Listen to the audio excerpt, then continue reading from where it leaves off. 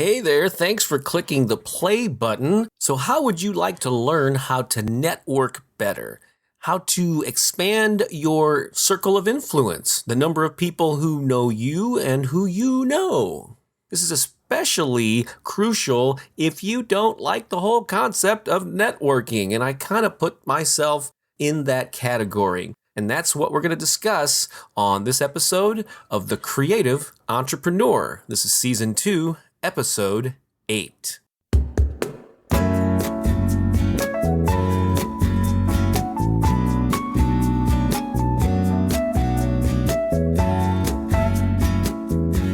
This is Bob Baker saying welcome to The Creative Entrepreneur. I'm so glad that you're interested to learn more about this topic of networking, or at least my unique perspective, which some of it is a bit untraditional. Before I share that with you, I just want you to know that this episode is brought to you by The Empowered Artist, which just happens to be the new book by yours truly. But it's more than a book. It's a movement to inspire and empower creative people of all types around the world to step into their power and to not only feel good, to feel inspired, which is great, but to also take action and get results, make more of an impact with their career. And in fact, I have this new thing. It's an experiment. So I'm not sure how long I'm going to have it going, but it seems to be fairly popular with my email list so far. And that is, I would love to send you a paperback copy of The Empowered Artist, no matter where you live in the world. It's all part of this Empowered Artist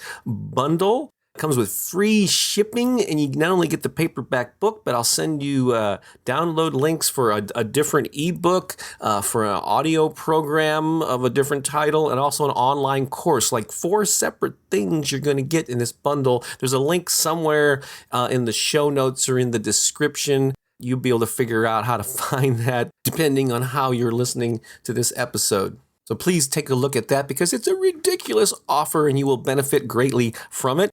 All right, let's get to that networking topic. So the reason this came up as the theme for this episode is because recently a friend of mine, Bobby Linkamer, is co-writing a book with another mutual friend on the topic of networking. And she said that they both really wanted to include me in the book. And here's part of her email. She's co-writing this with another friend named Karen Hoffman. And Bobby writes, if Karen is the queen of connections, and that is what Karen is known for in the St. Louis area here. She goes, if Karen is the queen of connections, you are surely the king. You seem to know everyone, and it's impossible to ask, do you know Bob Baker, without getting a yes response. And it's just not in one industry either. I would like to ask you a few questions about your secret to knowing so many people who really admire you as I do. So this is very, very flattering. Thank you, Bobby. And she writes, of course, I've watched you in action, but really want your thoughts on how you work your magic. So those are very kind words, and I so appreciate that. And I have to admit, when I first got this, I was a little, really, me, network? Because I don't really think of myself as a networker, you know? I mean, in the business sense, you'd always think of those networking events where a lot of like service providers or whatever going in there, basically there to try to sell each other stuff and search for new clients, and they're all handing out their business card to each other. It kind of reminds me of the way how MySpace became in its later dying months or years, when it was just a bunch of bands screaming at each other, you know, buy my CD, listen to my songs. And so I've always been turned off by that. And so, but when more I thought about it, I said, well, yeah, I looked over her questions. And so basically I submitted these. Some of these, I guess, will be included in their upcoming book. But I would like to read to you my answers and maybe embellish as I go along. Hopefully that's cool with you. And I think you might get some new insights on this networking thing. Okay, so here's the first question that she sent. Does the talent for making and keeping friends come naturally to you, or do you have a guiding philosophy about relationships? If you do, what is it? So here's my written response. When I was much younger, I was actually quite awkward at small talk and social interactions. When I did muster up the courage to meet people, I made the mistake of wanting to win the approval of everyone I met, especially if I thought they were important. So I would impatiently wait for them to stop talking so I could launch into rattling off all of my accomplishments and credentials. And this was often met with glazed eyes and a sudden need for them to excuse themselves. Have you ever run into anybody like that? Then I write, an interesting thing happened. I started publishing my own music magazine and became a journalist. When I interviewed people, I came prepared with a list of questions and an audio recorder. So in these situations, my focus was always on my interview subject. So I got in the habit of asking open-ended questions and doing a lot of listening. I was amazed by how much people opened up when they were given an opportunity to talk about themselves, even when they knew they were being recorded and it would end up in print. And after the interviews were over, my subjects would often say, "Well, I really enjoyed our conversation." I felt like I made a real bond with these people, and they had done most of the talking. The same thing happened years later when I interviewed people for my podcast. In fact, the first 30 episodes of this very podcast you're listening to were strictly interviews with cool people. So they would slowly open up, I would listen, make notes, and ask follow-up questions to get them to clarify. These skills slowly worked their way into my social encounters, but not in a calculated way. I'm genuinely curious and interested in what other people do.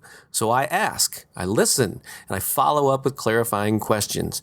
And usually in the process, I discover something that I have in common with the person, which sparks an even deeper conversation and connection. So really, I think I owe a lot of these networking habits, or at least conversation habits, to my experience as a journalist. And I will point out, it's not like I don't talk about myself and I'm only asking questions. Sure, I do get around to sharing with people what I do, especially once I know a little bit about them and where the overlap is. I think they might be interested in maybe the books that I publish, or maybe that I do improv or music or whatever. So yeah, but it's a balance there, and I start from a position of learning about the person. And then I just add there, I also love to keep things light and make people laugh. That comes in handy too. I could probably expound on that a little bit longer, but I think having a sense of humor, maybe not taking yourself too seriously, can also be something that endears you to people. At least it works for me. Okay, here's her next question. How do you meet new contacts? Through introductions, referrals, your website, events, or some other way? Which way works best? What are the pros and cons? So here's my answer. I think there are a few reasons that so many people seem to know me in St. Louis in particular. For starters, I've lived here my entire life, and I have been publicly active in so many ways. So I've played in bands at many venues over the years. I've acted in dozens of plays. I used to perform stand-up comedy. I'm back to doing improv comedy and doing shows and teaching.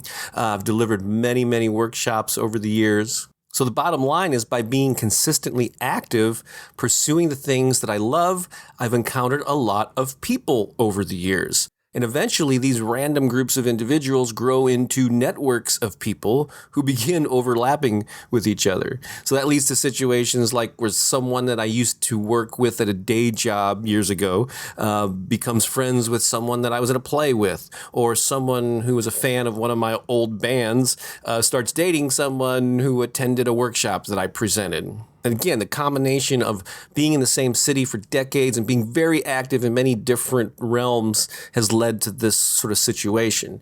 Now, here's the thing. Not everyone needs to engage in the wide variety of public activities that I have. In fact, it would be best for your sanity if you didn't.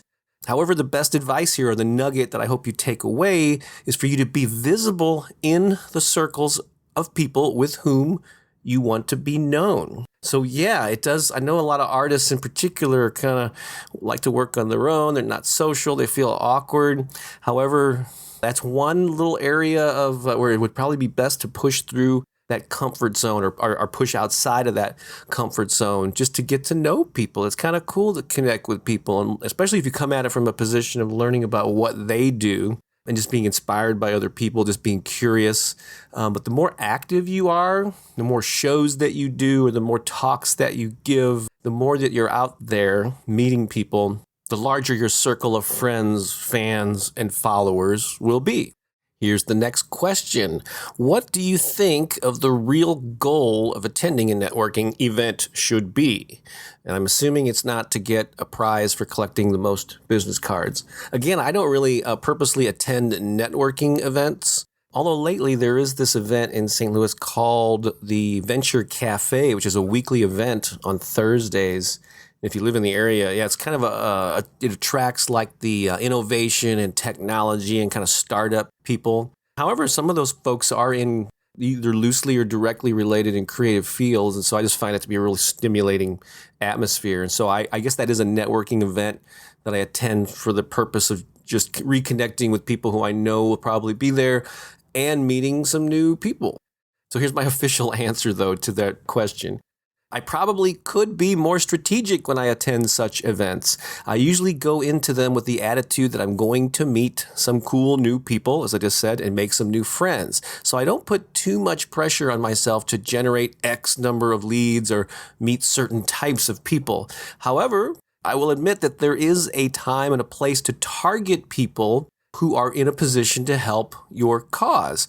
And if you can casually meet them at an event, it paves the way for you to follow up and invite them to coffee or lunch or to send that follow-up email to pitch an idea. And then I add here, just be sure to always approach things from a win-win perspective. It's not just about you and your needs. It's like, what can you do for them? And that's actually been a message I've been preaching and living for years, especially when it comes to marketing. Whether you're networking or marketing or promoting or whatever, selling, it's not about you. It's not about boasting and saying how cool you are. It's always about what's in it for that person, what's in it for the fan, what's in it for the customer. Actually, if you start off asking questions and you can learn, I guess, a question like, so what's your current passion project? Because I don't necessarily want to know what somebody does for their day job. What are you excited about? What are you passionate about? Especially if it's involved in a creative field. And if I can find out something that they're interested in, that they're pursuing, and if I can offer some support, just a helpful tip, maybe introduce them to someone who can help them achieve their goal, they will be more receptive if and when the day comes that I have something to ask of them. And so that's just something to keep in mind from that networking perspective. And then her final question with a couple of short answers. What are one or two things one should never do when you meet someone new, and why not? And so I say, don't talk only about yourself like I used to do in my earlier days when I was just looking to rattle off all my accomplishments in hopes that they would approve me and give me some validation. So don't talk only about yourself. Ask open-ended questions to learn about them. Don't launch right into a pitch about your latest project. I know you're eager to talk about it. So sometimes I know I used to be like, oh, this person's busy and, while I have their attention, I better get it all in. It usually doesn't work out. Don't sell to them. Yeah. Hi, nice to meet you, Joe. By the way, I've got this new album. Would you like a copy? I think you know where I'm going there. And don't monopolize their time when there are other people around. I think you know what I'm talking about. And if you don't, maybe you're one of these people that does it. But at a networking event, yeah, you want to be aware of the social situation. And some people just come up and just like to suck the life out of you and just try to, ask question after question when it's obvious that there are other people around and it should be more of a collaborative thing. So just don't monopolize people's time. Just respect the minutes that you share with them. If they seem engaged and you want to keep going, but if they're looking around and they're checking their watch or whatever, then take that as a cue to maybe cut it short, get a business card, and either cut your losses or, agree to follow up with them later. So those are my best networking tips based on the answers that I sent off to my friends Bobby and Karen. I will look forward to that book, and we'll let you know when it comes out. I'm not sure what their schedule is, but I'm pretty excited to read it. I hope that's helpful. I know there's a lot of other standard networking stuff I probably didn't even touch on, but I hope that giving you my perspective kind of open your eyes to some new ways to do that. So again, as I mentioned at the top of the show, I would love to send you a paperback book copy of The Empowered Artist along with some other cool download stuff in multiple formats. So you get the book that you can hold in your hand. You'll also get an ebook that you can read on your digital device. You'll get an audio book. These are all different titles that you can listen to. And then there's a video course that you can watch with your eyes. So I've got you hitting you from all different angles, multi-sensory, 4 different resources. The only physical product that I'll be sending you is the paperback book. But look for the link somewhere somewhere in the show notes or the description here to learn how you can get that.